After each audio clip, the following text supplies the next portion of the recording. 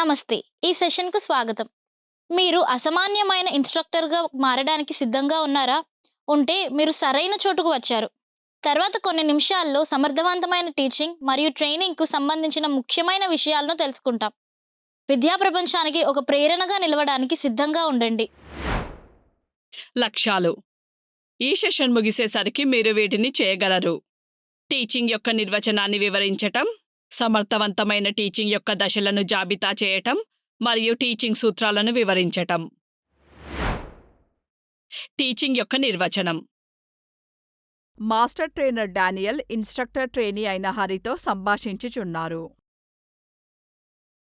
Teaching లేదా training అనేది జ్ఞానం, నైపుణ్యాలు మరియు ఇన్సైట్ల సేకరణను సులభతరం చేసే ఒక కళ.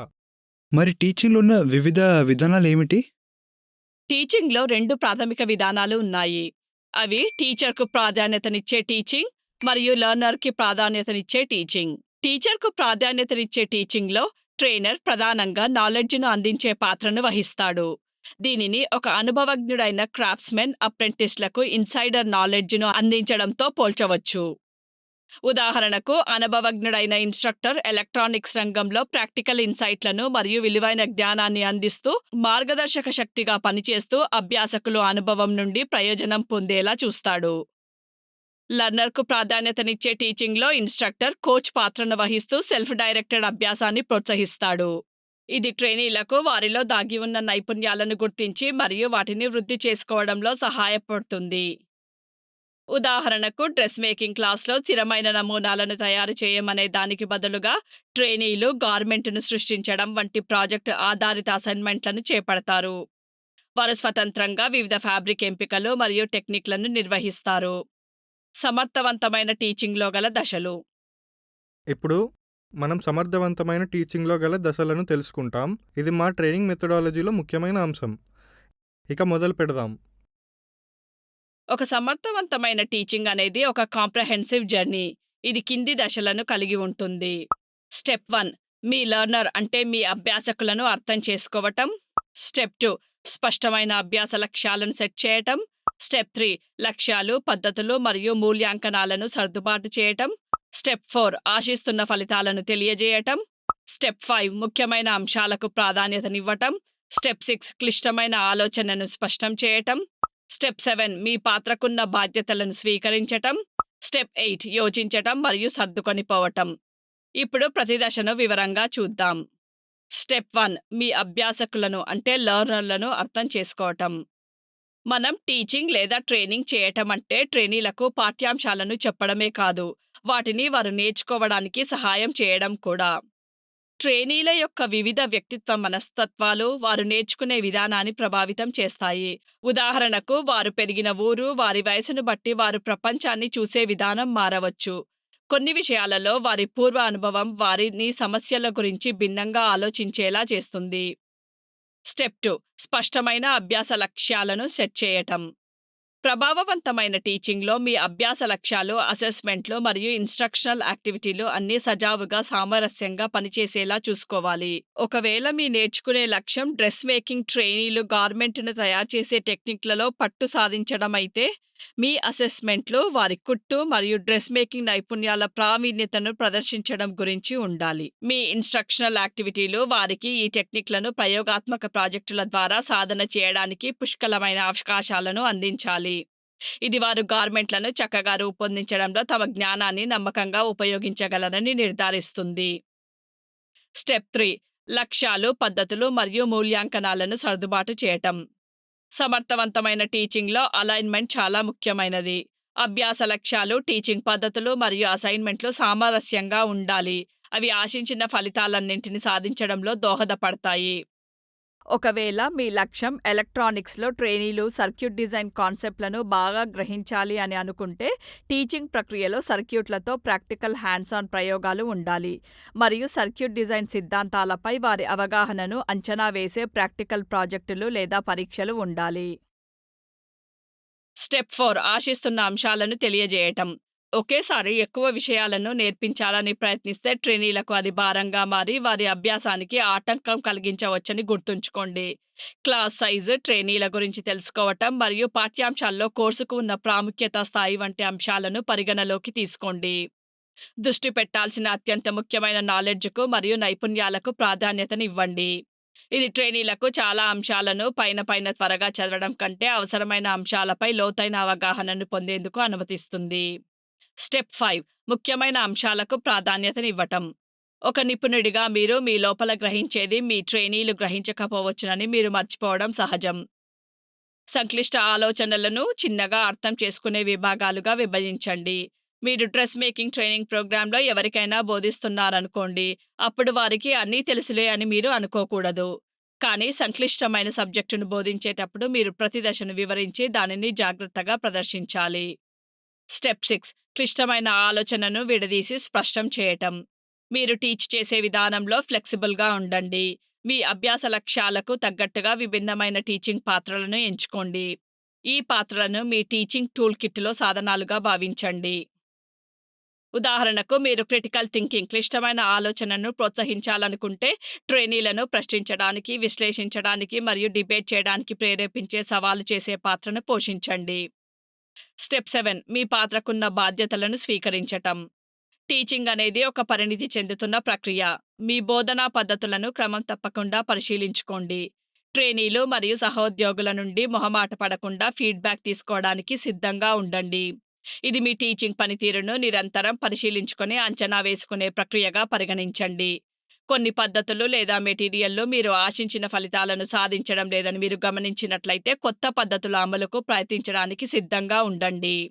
స్టెప్ 8 యోచించటం మరియు సర్దుకొని పోవటం. మునుపటి దశపై ఆధారపడి మీ టీచింగ్లో ఎప్పుడూ మెరుగుదలలు చేయడానికి ఫీడ్బ్యాక్ను తీసుకుంటూ మీ పనిని తనిఖీ చేసుకోండి. మీ టీచింగ్ విధానాన్ని ఎల్లప్పుడూ మెరుగుపరచగలిగే డైనమిక్ ప్రాజెక్టుగా భావించండి. సాఫ్ట్వేర్ డెవలపర్లు అప్లికేషన్ను మెరుగుపరచడానికి అప్డేట్లను విడుదల చేసినట్లే, మీ ట్రైనీలకు నేర్చుకునే అనుభవాన్ని మెరుగుపరచడానికి మీరు కాలక్రమేణా మీ టీచింగ్ పద్ధతులను తగ్గట్టుగా సర్దుబాటు చేయడానికి సిద్ధంగా ఉండాలి. ఈ కొనసాగుతున్న మెరుగుదల మీ టీచింగ్ ప్రభావవంతంగా మరియు సంబంధితంగా ఉండేలా చేస్తుంది. టీచింగ్కు పాటించవలసిన సూత్రాలు. టీచింగ్ యొక్క ప్రిన్సిపల్స్ సమర్థవంతమైన ట్రైనింగ్కు దారిని చూపటానికి వెలుతురును చూపే మార్గదర్శక దీపాల వంటివి. అవి మోటివేషన్ ప్రేరణా సూత్రం, చర్యల ద్వారా నేర్చుకునే సూత్రం, ఆసక్తి సూత్రం, జీవితంతో అనుసంధానం చేసే సూత్రం, ఖచ్చితమైన లక్ష్యానికి సూత్రం, వ్యక్తిగత భేదాలను గుర్తించే సూత్రం, ఎంపిక సూత్రం, ప్రణాళిక సూత్రం, విభజన సూత్రం, పునర్విమర్శ సూత్రం, సరదా మరియు క్రియేటివిటీ సూత్రం, మరియు ప్రజాస్వామ్య వ్యవహారానికి సంబంధించిన సూత్రం. ఇప్పుడు మనం ఈ సూత్రాలను వివరంగా పరిశీలిద్దాం. మోటివేషన్ అంటే ప్రేరణా సూత్రం. ప్రేరణ అనేది అభ్యాసానికి ఇంధనం లాంటిది. ట్రైనీలను ప్రేరేపించడానికి మీ క్లాస్ను ఒక కుతూహలమైన సాహసంగా భావించండి. ఉదాహరణకు, ఎలక్ట్రానిక్స్ను టీచ్ చేస్తున్నప్పుడు మీరు ఆసక్తిని పెంచడానికి మరియు అభ్యాసాన్ని కొనసాగించడానికి చమత్కార ప్రయోగాలను ఉపయోగించవచ్చు. చర్యల ద్వారా నేర్చుకునే సూత్రం. అభ్యాస ప్రక్రియలో చురుగ్గా పాల్గొనడం కీలకమైన అంశం. ఈ సూత్రం ట్రైనీలు హ్యాండ్స్ ఆన్ లెర్నర్లుగా ఉండాలని నొక్కి చెప్తుంది. డ్రెస్ మేకింగ్ క్లాస్లో గార్మెంట్ను తయారు చేసే టెక్నిక్లను కేవలం చర్చించే బదులు ట్రైనీలు ఈ టెక్నిక్లను ఆచరణలో పెట్టడానికి కుట్టు ప్రాజెక్టులు లేదా అసలైన ఫ్యాబ్రిక్ నమూనాలపై వాటిని చురుకుగా సాధన చేపించాలి. ఆసక్తి సూత్రం. ఆసక్తి అనేది సమర్థవంతమైన టీచింగ్కు కావలసిన సీక్రెట్ సాస్ లాంటిది. డ్రెస్ మేకింగ్ క్లాస్లో ట్రైనీలు కేవలం కుట్టు పద్ధతులను నేర్చుకోకుండా ఫ్యాషన్ డిజైన్ ప్రాజెక్టులో నిమగ్నమై ఉంటే ట్రైనీలు చురుకుగా పాల్గొనటాన్ని కొనసాగించవచ్చు. జీవితంతో అనుసంధానం చేసే సూత్రం. లెర్నింగ్ నిజ జీవిత అనుభవాలతో అనుసంధానం కావాలి. ఎలక్ట్రీషియన్ ట్రైనింగ్ ప్రోగ్రాంలో లెర్నింగ్ నిజ జీవిత అనుభవాలతో అనుసంధానించబడి ఉండాలి. ఉదాహరణకు, ఎలక్ట్రికల్ సిద్ధాంతాలను కేవలం చర్చించే బదులు ట్రైనీలు వాస్తవ ప్రపంచ దృశ్యాలను అనుకరించే ప్రయోగాత్మక ప్రాజెక్టులలో పాల్గొనవచ్చును. ఖచ్చితమైన లక్ష్యానికి సూత్రం. స్పష్టమైన లక్ష్యాలను నిర్దేశించుకోవడం వల్ల ట్రైనీలు వారు నేర్చుకోవలసిన వాటిపై దృష్టిని కేంద్రీకరించడంలో సహాయపడుతుంది. డ్రెస్ మేకింగ్కు సంబంధించిన ట్రైనింగ్ ప్రోగ్రాంలో ఒక నిర్దిష్ట కుట్టు టెక్నిక్ లేదా గార్మెంట్ను తయారు చేసే నైపుణ్యాన్ని నేర్చుకోవడం ట్రైనీల యొక్క స్పష్టమైన లక్ష్యం కావచ్చు. ఇది పని చేయడానికి వారికి ఒక నిర్దిష్ట లక్ష్యాన్ని అందిస్తుంది. వ్యక్తిగత వ్యత్యాసాలను గుర్తించే సూత్రం. ప్రతి ఒక్క ట్రైనీలో ప్రత్యేకత ఉంటుంది మరియు సమర్థవంతమైన టీచింగ్ కోసం ఈ తేడాలను గుర్తించడం చాలా ముఖ్యం. మీ క్లాస్ రూమ్లో వివిధ అభ్యాస శైలులు మరియు సామర్థ్యాలు గల ట్రైనీలు ఉంటారు. ఒక మంచి ఇన్స్ట్రక్టర్ ఈ వ్యత్యాసాలను గుర్తించి అనుగుణంగా నేర్పిస్తాడు. ఎంపిక సూత్రం. అత్యంత సందర్భోచితమైన అప్ టు డేట్ తాజా సమాచారాన్ని ఎంచుకోవడం చాలా ముఖ్యం. టీచింగ్ టెక్నాలజీని గమనిస్తే వేగంగా అభివృద్ధి చెందుతున్న ఈ రంగంలో ప్రస్తుతం మరియు సంబంధిత పాఠ్యాంశాలను ఎంచుకోవడం చాలా అవసరం. ప్రణాళిక సూత్రం. ప్రాజెక్ట్ మేనేజర్ ప్రాజెక్ట్ యొక్క ప్రతి అంశాన్ని ప్లాన్ చేసినట్లే ఇన్స్ట్రక్టర్ వారి టీచింగ్ యాక్టివిటీలను ప్లాన్ చేసుకోవాలి. ఎలక్ట్రానిక్స్ క్లాస్లో బాగా తయారు చేసిన ప్రణాళికలో అంశాలను లాజికల్ క్రమంలో అమర్చి ఉండవచ్చు. ఇది ఎలక్ట్రానిక్ కాన్సెప్ట్ల పురోగతిని అర్థం చేసుకోవడం మరియు వారి నాలెడ్జ్ను క్రమపద్ధతిలో పెట్టుకోవడం ట్రైనీలకు సులభతరం చేస్తుంది. విభజన సూత్రం. సంక్లిష్ట అంశాలను నిర్వహించదగిన యూనిట్లుగా విభజించడం అనేది పెద్ద పజిల్ను చిన్న మరింత నిర్వహించదగిన ముక్కలుగా విభజించడం లాంటిది. ఉదాహరణకు డ్రెస్ మేకింగ్కు సంబంధించిన ట్రైనింగ్ ప్రోగ్రాంలో అవగాహనను సులభం చేయడానికి మీరు నిర్దిష్ట టెక్నిక్లు మరియు నైపుణ్యాలుగా సబ్జెక్టును విభజించవచ్చు. పునర్విమర్శ సూత్రం. దీర్ఘకాలికంగా నిలవాలంటే మళ్ళీ మళ్ళీ చెప్పడం చాలా కీలకం. ఉదాహరణకు బ్యాక్ స్టిచ్ లేదా హెమ్మింగ్ వంటి నిర్దిష్ట స్టిచ్ను క్రమం తప్పకుండా అమలు చేయడం ద్వారా నైపుణ్యం జ్ఞాపక శక్తిలో పాతుకుపోయేలా చేస్తుంది. Principle of fun and activity సరదా మరియు క్రియేటివిటీ సూత్రం. నేర్చుకోవడం ఆహ్లాదకరంగా ఉండాలి. డ్రెస్ మేకింగ్ క్లాస్లో ట్రైనీల క్రియేటివిటీని వెలికితీసేలా ప్రేరేపించడానికి స్ఫూర్తినివ్వటం వారి మొత్తం మంచి అభ్యాస సమయం అనుభవాన్ని మెరుగుపరుస్తుంది. ప్రత్యేకమైన కుట్టు డిజైన్లతో ప్రయోగాలు చేసిన లేదా వినూతమైన గార్మెంట్లను డిజైన్ చేసిన ఈ సరదా మరియు క్రియేటివిటీ సూత్రం అభ్యాస ప్రక్రియను ఆకర్షణీయంగా చేయడమే కాకుండా ఉత్సాహభరితమైన మరియు ఆనందించే అభ్యాస వాతావరణాన్ని సృష్టిస్తుంది. ప్రజాస్వామ్య వ్యవహారానికి సంబంధించిన సూత్రం. డెసిషన్ మేకింగ్ అంటే నిర్ణయాధికారము మరియు యాక్టివిటీలలో ట్రైనీలు పాల్గొనేలా చేయండి. డ్రెస్ మేకింగ్కు సంబంధించిన ట్రైనింగ్ ప్రోగ్రాంలో ట్రైనీలు వారి ట్రైనింగ్పై దృష్టి పెట్టడానికి నిర్దిష్ట గార్మెంట్ తయారు చేసే టెక్నిక్లను లేదా కుట్టు పద్ధతులను ఎంచుకోవచ్చని మీరు చెప్పవచ్చు.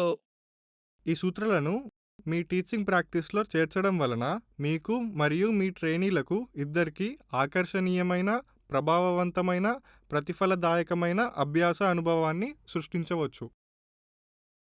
సార్, మీ మార్గదర్శకత్వం మరియు వివేకం ద్వారా మేము సమర్థవంతమైన ఇన్స్ట్రక్టర్లుగా మారడంలో మాకు సహాయం చేసినందుకు ధన్యవాదాలు. దీనితో మనం ఈ సెషన్ ముగింపుకు వచ్చాం. ఈ సెషన్లో మనం నేర్చుకున్న ముఖ్యాంశాలు ఇవి: